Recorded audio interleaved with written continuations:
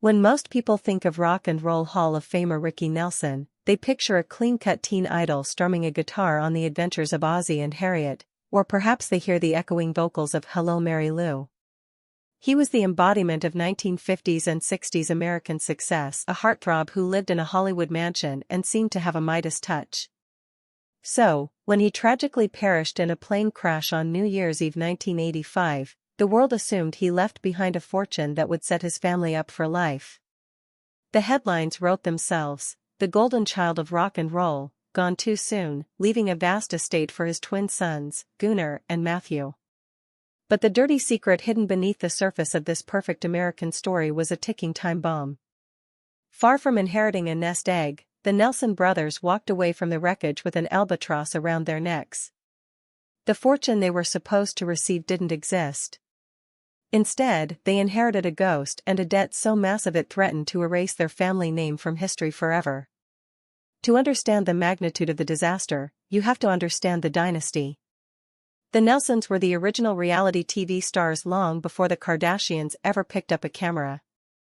Ozzie and Harriet Nelson were radio sensations who transitioned to television in 1952 with The Adventures of Ozzie and Harriet. It was a revolutionary concept, a sitcom where a family played slightly fictionalized versions of themselves, allowing America to watch their two sons, David and Ricky, grow up in real time. For 14 years and 435 episodes, the Nelsons were the first family of television. Ricky, the younger son, used the show as a launching pad to become a genuine rock and roll pioneer, selling over 50 million records and landing 53 songs on the Billboard Hot 100. But by the early 1980s, the fairy tale had curdled. The music industry had shifted. The innocence of the 50s was replaced by the aggression of punk and new wave. Ricky, now in his 40s, found himself playing nostalgia circuits and smaller venues to keep the lights on. His marriage to Kristen Harmon, fraught with substance abuse and conflict, ended in a brutal 1982 divorce that cost him over $1 million in legal fees and settlements. He was a man who had spent his entire adult life financing a Hollywood lifestyle, supporting a sprawling family, and keeping up appearances. As his son Gunnar later explained, this was a guy that struggled financially his entire life to provide for the family. He was working constantly, sometimes up to 300 shows a year, not out of artistic necessity, but out of sheer financial survival. He had become a star chained to the golden handcuffs of his own past. The cracks in the foundation were there for anyone paying attention, though the family did a masterful job of hiding them. The Nelson family ethos, as Gunnar described it, was that of the anti-Kardashians. You never aired your dirty laundry. You never admitted weakness. You smiled for the cameras while the walls crumbled behind you. The first clue was the divorce. Harmon's legal team bled Ricky dry, leaving him with massive liabilities.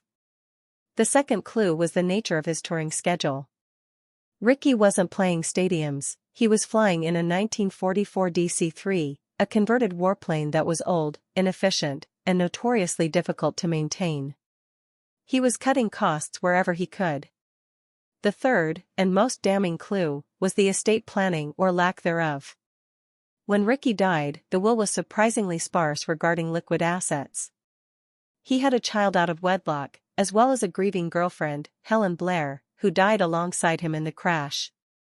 This led to a cascade of legal chaos, paternity suits, wrongful death lawsuits from Helen's parents, and battles over life insurance policies with Kristen. For the 18-year-old twins, the first hint that something was deeply wrong came when they opened the books. Ricky had shielded his sons from the harshest realities of his finances. He had hidden the collection notices, the unpaid taxes, and the crushing weight of the interest payments. Our father was a good father, Gunnar recalled. He wanted to hide all of the challenges. It was his role, he felt, to allow his children to have a good life. But when they finally looked at the ledger, the innocence of their youth evaporated. What greeted them wasn't a trust fund. It was a tombstone. The estate was $4.5 million in the red. Adjusted for inflation, that is roughly $9 to $10 million of debt today. Imagine being 18 years old. You have just lost your best friend, your father, in a horrific fire on a plane. You were supposed to be grieving, going to concerts, or starting college. Instead, Gunnar and Matthew Nelson found themselves sitting across a table from lawyers who offered them a deal that sounded like mercy, bankruptcy. It was the logical choice. The smart financial move. If they filed for bankruptcy, the millions in debt would vanish. The creditors would take a haircut, and the twins could walk away. They could start their own musical careers, as they were already talented musicians, free and clear of the anchor dragging them down. The lawyer explained that it was just business. But to the Nelsons, it felt like murder. Gunnar Nelson later revealed the visceral horror of the suggestion. He called it dishonorable. To the Nelson family, a handshake meant something. A debt was a promise. You create the debt for better or worse and you pay your debts, was the mantra instilled by their grandfather Ozzy. The emotional weight of the decision was paralyzing. They were being asked to kill their father's legacy twice, once on the runway in Texas, and again in a sterile bankruptcy court in Los Angeles. Filing for Chapter 7 would mean the court-appointed trustee would seize every asset the Nelson family had ever owned. The master recordings of Ricky's hits would be auctioned off to the highest bidder, likely a corporate conglomerate that would digitize and discard the history. But the worst blow was the television show. The Adventures of Ozzie and Harriet, the 435-episode chronicle of their family, would be stripped from them. It would become just another piece of intellectual property, to be licensed, forgotten, or sold to the highest bidder.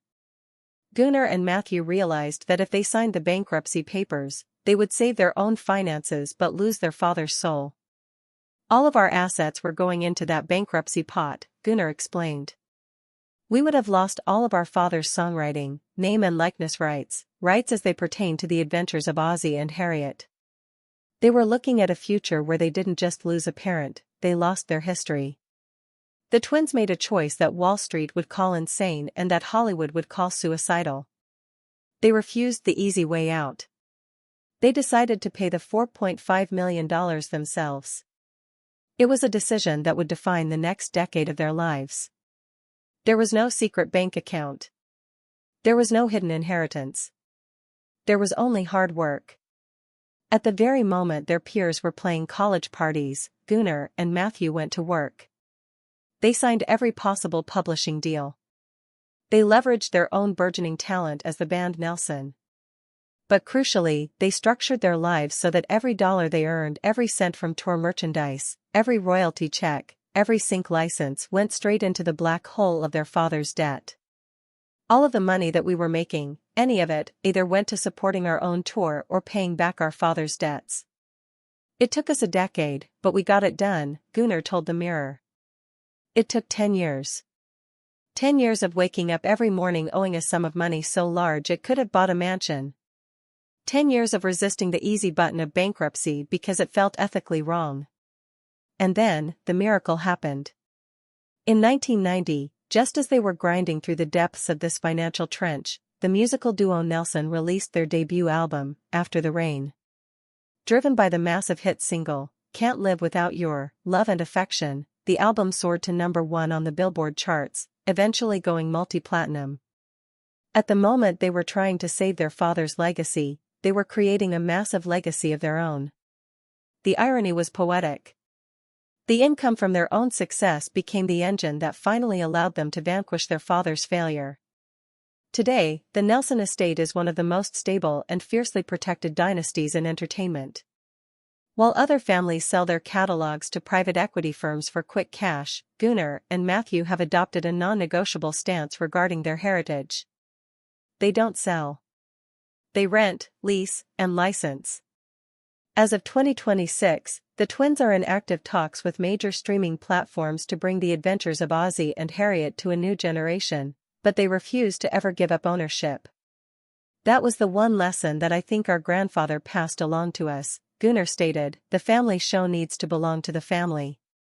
What looked like a -$3 million net worth on a celebrity balance sheet is actually one of the greatest comeback stories in music history.